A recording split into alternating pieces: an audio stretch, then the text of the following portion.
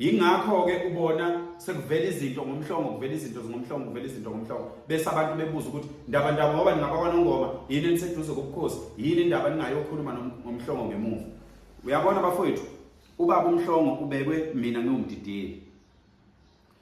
Ubaba umhlongo ubekwe abantu abaningi bengabadideli, abaningi ebekwe nje qoqa isilo, babe baningi abantu ababengabadideli ababekhona. Umsebenzi wakhe wokuqala kwakuwukuthi abize abadideli, ahlangane nabadideli, abese abadideli bemqoqela induna, abuye azohlangana nenduna azethule ngendlela ayithula ngayo. Engakabekwa ukuba umdideli. Ningilalele kahle, ningaxubi inkulumo zami nezabanye abantu. Engakabekwa ubaba umhlongo ukuthi abe umdideli. Wayehamba eseka uhlangothi lomntwana uSimakade. Wayeseka uhlangothi lukaMntwana uSimakade. Benomntwana uNkinobho. Futhi ngasesayidini lika baba umhlongo kwaba khona amagama awakhuluma ayekhomba ukuthi yena isila kasemukelile. Thina bakwanongoma, thina esasingabadidiyeli ngaleso sikhathi, umhlongo eyinduna engakabi umdidiyeli. Thina esasingabadidiyeli okuwubhuti uZimnike wakwaZondo, owumdidiyeli wesigodlo saseNyokeni oSuthu. Okuwubaba uXulu, owumdidiyeli wamabutho aseKingcetshwayo. Okuyimina engangiwumdidiyeli wakwaMandlakazi, engangihamba imihlangano yakwanongoma ehlanganisa uNongoma wonke. Kukhona ubaba umhlongo oMaswidi, ubaba umhlongo wasematheni. Wacelwa ubaba umhlongo ongumdidiyeli njengamanje. Wacelwa ukuthi cha bondoda benomntwana uNkinobho, kwathiwa we mdidiyeli nomntwana ake nize la. Kwenzeka kanjani nila eZululand nina sinibone nina niphambana nenkosi. Bacelwa ikhawu zaze zabanhlanu. Kwafika umntwana uNkinobho, wayihlambulula, waxolisa salwemukela uxolo lwakhe. Ubaba umhlongo wathi kithi simbiza njengobani siyaphapha. Amagama akhe lawo uyawazi.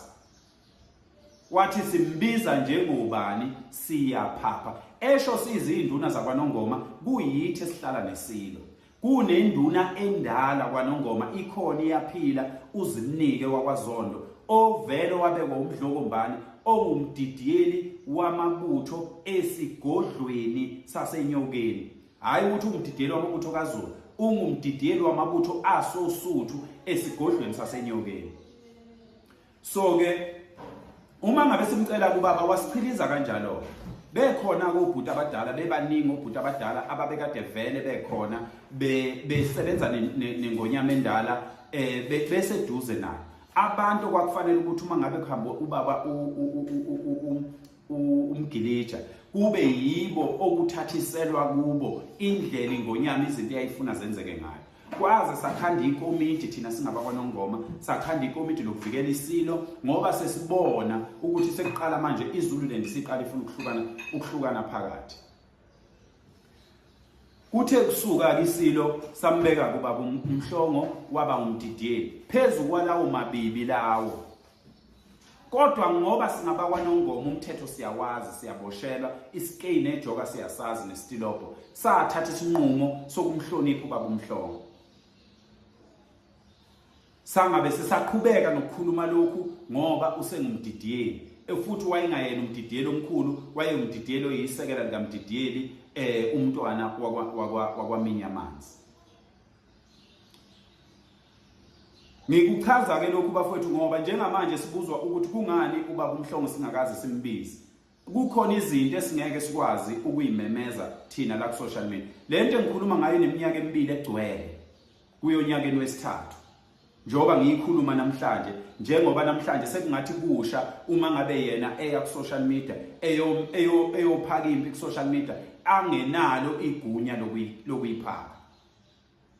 Akanalo igunya lokuphaka impi. Uyedwa umuntu ophaka impi kwaZulu nguNdunankulu kaZulu kuphela. Amakhosi onke aneyinduna, anabadidiyeli, anondunankulu. Umuntu omkhulu enkosini nenkosi uNdunankulu. Umdidiyeli nenduna asikho isinqumo abangasithatha ngomuntu noma ngento noma ngendawo inkosi ingazi. Inkosi yazi kanjani na? Inkosi yazi ngoNdunankulu. lolu daba lukaMax ludinga undunankulu. Undunankulu bezokuthola kanjani nalokho?